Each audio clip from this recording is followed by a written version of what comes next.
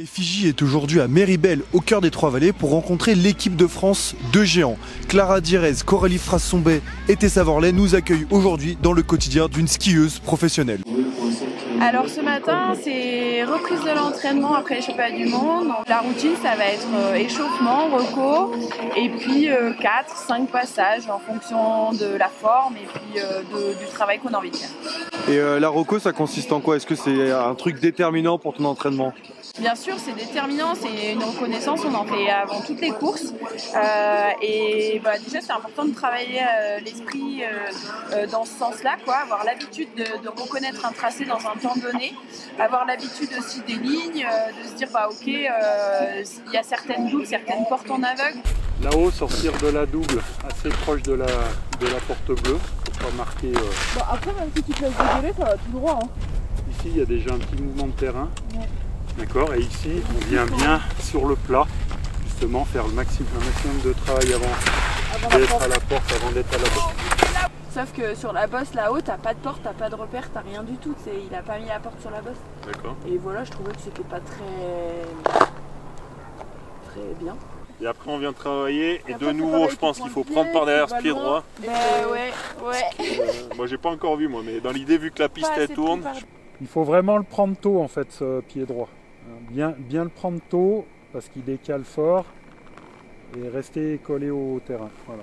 J'ai plutôt une reconnaissance un petit peu globale. Alors en vitesse, c'est vrai qu'il y a moins de portes, parce qu'il y a plus de distance entre les portes. Du coup, on arrive à se connaître quasiment par cœur.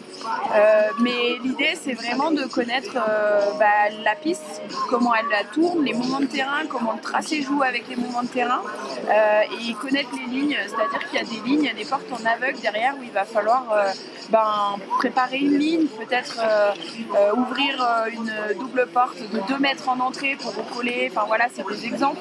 En géant, je vais plus faire une reconnaissance un peu du rythme global avec des parties plates où là c'est un rythme où il faut vraiment pousser les skis, lancer les skis, prendre de la vitesse, être aérodynamique, et des parties plus par exemple mûres où là il faut être haut en trajectoire, il faut arriver à bien garder la ligne tout en étant efficace. Et aujourd'hui on part sur quelques tours en super G, 2 ou 3 tours, et puis ensuite on changera de discipline, je monterai pour du slalom.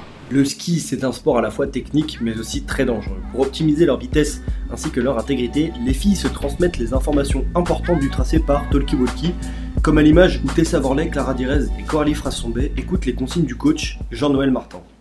Bien travailler le mouvement de terrain, bien rester au contact pour être le plus possible en appui.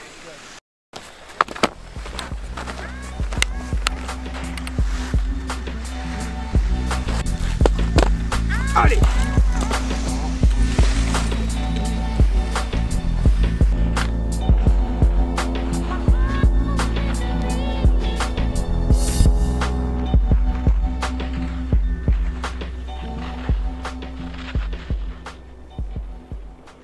Le bilan des mondiaux, on va dire qu'il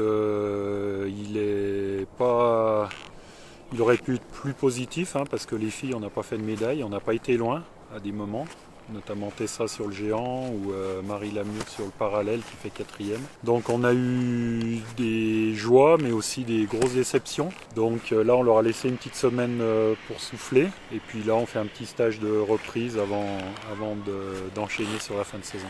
Alors nous là c'est le groupe géant on va dire, donc on est 3 entraîneurs de ski et un préparateur physique. Et après sur certains déplacements et les courses on a aussi un kiné. Voilà, donc en général on est 4 ou 5 en staff.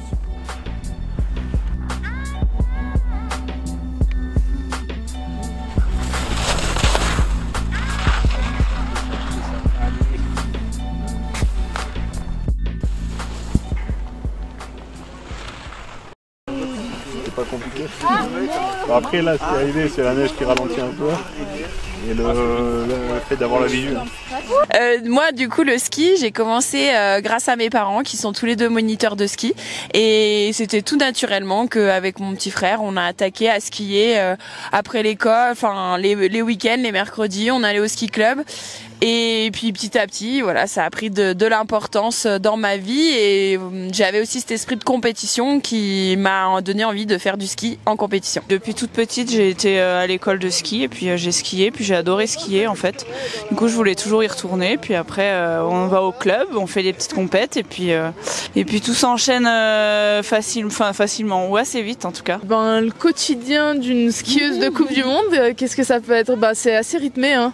On vit sur les saisons sont assez denses et ouais, on passe notre temps à s'entraîner, à essayer de récupérer pour pouvoir s'entraîner le lendemain et puis voilà, c'est une discipline qu'on doit avoir tous les jours, donc voilà, c'est pas forcément un quotidien facile, mais en tout cas on prend du plaisir à chaque fois sur les skis et lors des saisons, lors des compétitions, donc voilà. Du coup, toutes les trois, on est dans un groupe Coupe du Monde géant en fait, donc on fait partie du même groupe. On est donc que toutes les trois, donc on est très bien entourés. C'est sûr que c'est important d'être prêt physiquement déjà. Avec notre préparateur physique, on fait un gros travail l'été. Ensuite, techniquement, on travaille beaucoup avec notre préparateur de ski sur les modèles de ski, ceux qui vont les plus vite.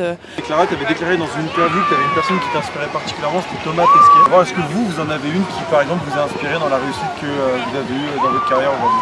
Moi, j'aime beaucoup Roger Federer. Oui, je trouve que c'est assez inspirant et à la manière dont il gère les victoires, les défaites. Enfin voilà, l'homme qu'il est, en plus d'être l'athlète. Il y a pas mal de grands athlètes qui font des choses incroyables, mais oui, moi, Roger Federer, c'est quelqu'un que j'aime beaucoup. Comment on fait pour s'en relever de grosses blessures récurrentes aujourd'hui dans le sport?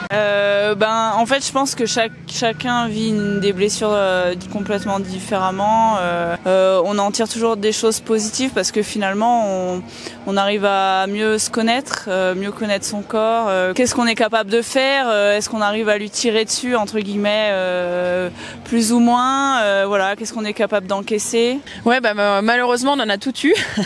On est toutes passées un petit peu par là, par la case blessure. Le ski, c'est assez traumatisant quand même comme sport. Donc, quand on prend le départ, on sait que c'est une part de risque. Après, ce qui est important, c'est que ce soit pas omniprésent, arriver quand même à skier libéré et justement, comme le disait Coralie, de bien se préparer physiquement pour éviter un maximum de blessures. Heureusement, on est super bien entouré puisqu'on a une super cellule de réathlétisation, donc on est vraiment suivi de la meilleure des façons. Puis, ça se fait par étapes. Voilà, c'est vraiment, on se reconstruit, puis petit à petit, on retrouve des sensations, on retrouve de la mobilité, on se remet après sur les skis et puis c'est un gros travail de confiance surtout. Comment on fait pour concilier à la fois des intérêts personnels de résultats et aussi une synergie de groupe qui sont deux notions vraiment éminemment importantes mais qui sont aussi un peu contradictoires? C'est notre sport qui veut beaucoup ça. Tout seul, on n'arrive pas à progresser. Enfin, en tout cas, c'est mon avis. Le fait d'être un groupe, ça crée une synergie. En effet, ça permet d'élever à chaque fois le niveau, d'aller chercher des choses que nous, on n'est pas capable de faire, mais que la copine du groupe, elle arrive à faire. Même si, au départ, en effet, on est tout seul et c'est un sport individuel. Mais c'est ce que j'aime dans ce sport, c'est qu'on a un petit peu les deux côtés. On a un sport collectif et à la fois individuel. Donc. Comment ça se passe la sélection d'une saison de ski? Quelle est l'importance d'un sponsor et d'une structure comme Escoffier? C'est sûr qu'une saison de ski, ça coûte cher.